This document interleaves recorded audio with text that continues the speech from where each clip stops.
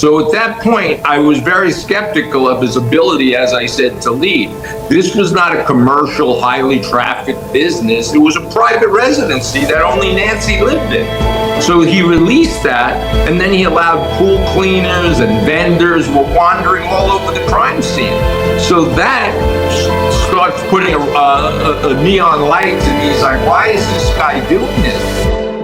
Hey guys, it's Jackson Buhai with TMZ here. Now, we are over 2 months now since Nancy Guthrie was initially abducted, and we have seen all kinds of things emerge from the headlines in this case. I mean, for one, we here at TMZ have received anonymous letters from people that are claiming to have abducted Nancy or know information about Nancy that want Bitcoin in return for that information. We have inconsistencies with how the investigation was initially conducted with the Pima County Sheriff's Office and the FBI. We've spoken to expert genealogists about genealogy and how DNA could possibly lead the authorities to finding Nancy Guthrie. We've spoken to a variety of people about this case. And ultimately, what everybody wants to know is how much longer will Nancy Guthrie be missing before the authorities find them? Now, again, like I just said, we have covered a lot of possibilities, but today I want to introduce another one, which is canine and cadaver dogs, possibly being utilized by the authorities to track down Nancy Guthrie, or to at least give us some more clues about this case. So today I'm joined by Mr. Mike Gold. He is a retired lieutenant of the Nassau Police Department, and he is also one of the founding members of the NYPD Canine Unit. Mr. Gold, thank you so much for joining me today. Yeah, thank you for having me. Of course. So tell me a little bit about cadaver dogs and canine units in general, and how in this case they could be used to find Nancy Guthrie or further the investigation. Right. So cadaver dogs, human remain detection dogs, are highly trained specifically for this. They're a technology, a very sophisticated technology, actually considered by the courts as a scientific instrument, because they have the ability to detect invisible odors that are not detectable by humans. So they're highly trained. They should have been utilized in this case. The sheriff's decision not to use them is baffling to me. I've been a critic of his since day one, since his first press conference, for many of the decisions that he made. But ultimately the one, because this is my area of expertise, the use of cadaver dogs, human remain detection dogs, as I said, they have night vision, scotopic vision. They could go out in all kinds of environments. And for him to put them, I think I'm going to paraphrase, but I think he said we're going to put them on hold for now, which to me makes no sense. There's volunteer organizations, search and rescue dog organizations all over the country, volunteers, not costing any money. And this is what they do. They train regularly to find human remains, and they're very good at it.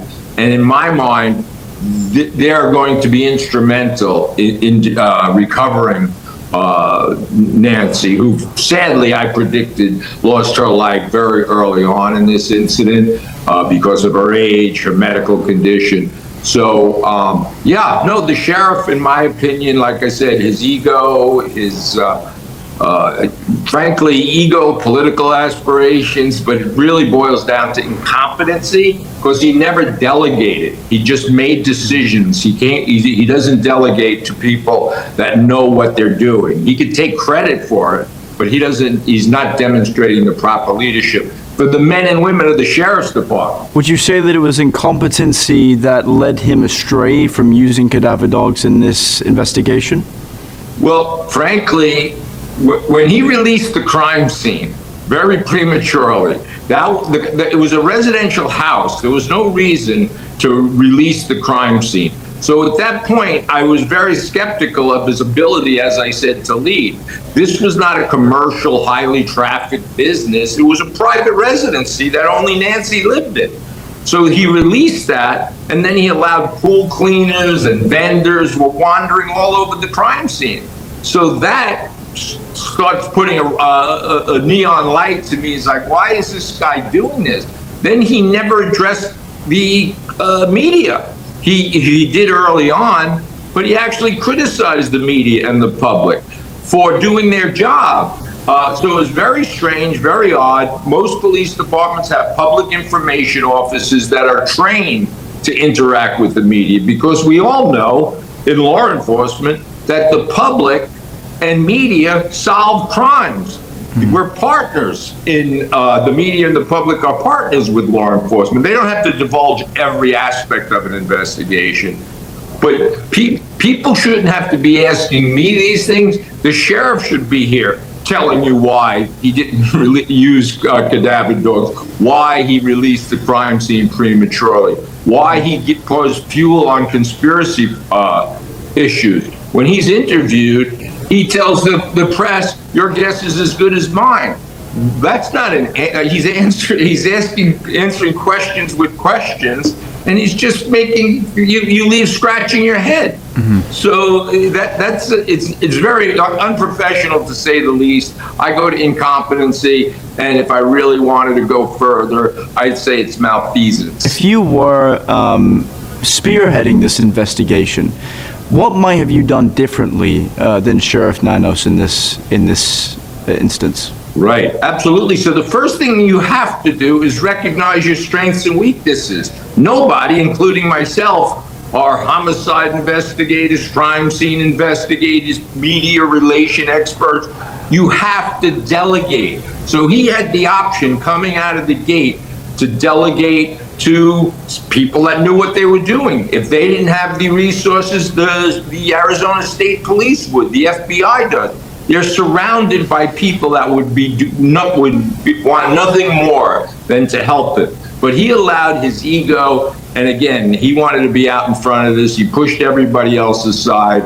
So I would delegate. I'd get the proper people involved and support them, rather than distract the media and everyone else. How could the use of canines or cadaver dogs from the get-go have furthered the investigation to a point where we might have found Nancy Guthrie? Right. So there's all types of dogs. There's specialists. The different types of dogs. There's evidence recovery dogs.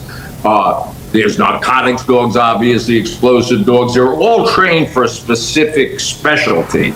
So in this case, originally they should have the use of evidence recovery dogs would have been very good. Trailing dogs. The problem is that when you use human eyes to look for things, you don't really know what you're looking for. So all of these dogs are, as I said, are considered scientific instruments when they're properly trained. They can find and detect odors that are invisible to you and I. And it's a hard concept for people to understand. So I think there's a natural reluctance to use dogs, because if you haven't seen them work and perform what they do, you're probably hesitant to see it. But those people that have seen dogs work, it's almost magical, their ability. They can outdo helicopters. They obviously can outdo human eyes, because they see the world with their nose. Invisible molecules, that's what they're smelling. Invisible molecules, and you can't do that walking through the woods looking down. That's very interesting. Have you ever been involved in a case such as this one where canines have been used to find a missing person?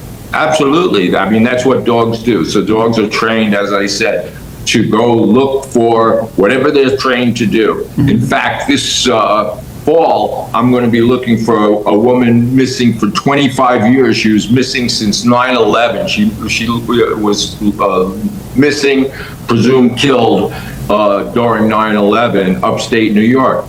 25 years ago. We're going to be using cadaver dogs, human remains dogs, to look with new DNA evidence, with new investigative tools. We're going back to this cold case, and we're going to look at a very specific area in upstate New York for the remains of this woman named Michelle Harris, who disappeared on 9/11. So to answer your question is, yeah, all crime scenes, serious crime should have dogs involved, whether it's to locate evidence of missing persons. Obviously, we know dogs are trained to find missing persons. We know they've apprehended criminals that have escaped from prison. So yeah, it's just a technology that's not used. I'm not saying that this would be the thing that solves this case, but not to use it, not to use dogs to look for her now, it defies logic to me. I don't know why that you would make that decision. So when you think about it, how instrumental dogs are in our societies, sometimes we just walk by them and we just see them as dogs. We don't understand what the courts understand. As I said, the courts recognize them as scientific instruments that can develop probable cause for warrantless searches. It's the only scientific instrument that can establish probable cause for narcotics investigations and conducting warrantless searches. Interesting. And so it sounds like what you're intimating is that even now, even at this point in the case, nearly 2 months since the abduction, if we did utilize those dogs, there would be a chance that we could further the investigation. And I'm wondering, even though the crime scene is